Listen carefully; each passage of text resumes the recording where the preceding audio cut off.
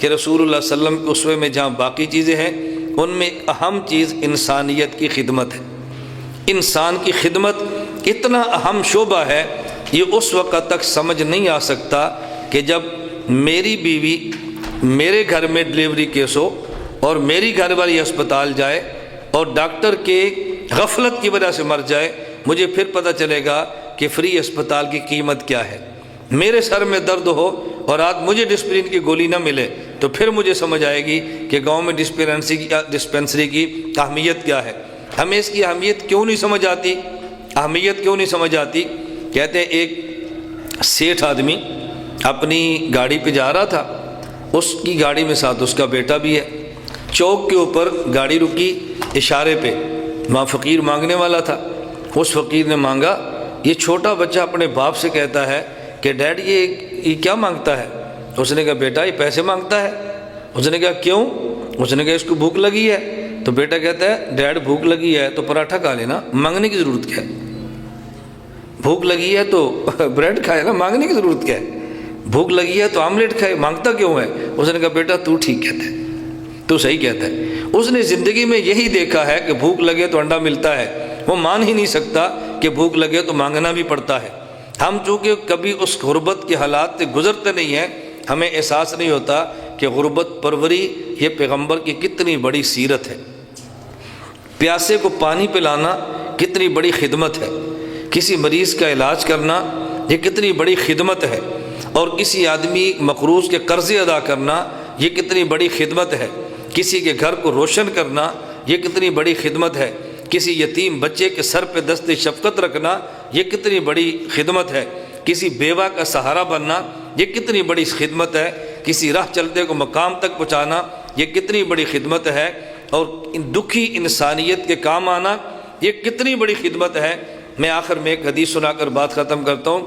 حضرت عبداللہ بن عباس رضی اللہ عنہما رسول اللہ صلی اللہ علیہ وسلم کے چچا کے بیٹے ہیں، مفسر قرآن ہیں، صحابی رسول ہیں اور اجل صحابی ہیں۔ مسجد میں اعتکاف میں بیٹھے ہیں، ایک شخص کو مسجد میں دیکھا آیا۔ حضرت عبداللہ بن عباس فرمانے لگے تم بڑے غمزدہ نظر آتے ہو، خیر تو ہے؟ اس نے کہا حضرت واقعتاً فلاں شخص کا میرے اوپر قرضہ ہے، میں قرض ادا نہیں کر سکتا، اس وجہ سے پریشان ہوں۔ یہ بڑی توجہ سے حدیث سننا۔ حضرت عبداللہ بن عباس رضی اللہ عنہما فرمانے لگے افلا اکلمہ فیک، میں تیرے بارے میں اس سے بات نہ کروں، سفارش نہ کروں؟ اس نے کہا ضرور فرمائے۔ حضرت عبداللہ بن عباس فانطلع، جوتے پہنے، خرج من المسجد، مسجد سے نکل پڑے۔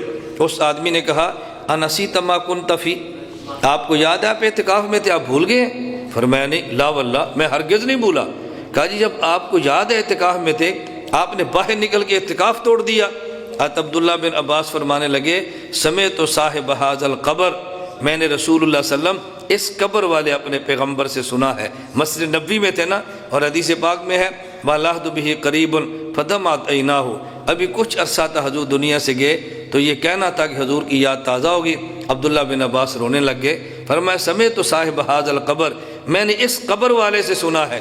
اللہ کے نبی نے فرمایا کہ من بشا فی حاجت اخی فبلغ فیہا، اگر کوئی شخص اپنے مسلمان بھائی کی ضرورت کو پورا نہیں، ضرورت کو پورا کرنے کی کوشش کرے، کان خیر لہ من اعتکاف 10 سنین، خدا اس کو 10 سال کے اعتکاف سے زیادہ ثواب دیتا ہے۔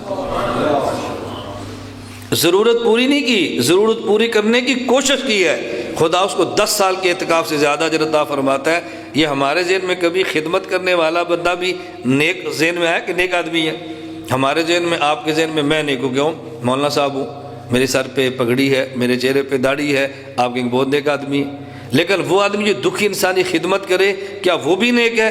کسی کے ذہن میں نہیں آ سکتا۔ ہر سال اعتکاف کرے وہ ہمارے ذہن میں آئے گا بہت نیک آدمی ہے، ہر سال اعتکاف کرتا ہے۔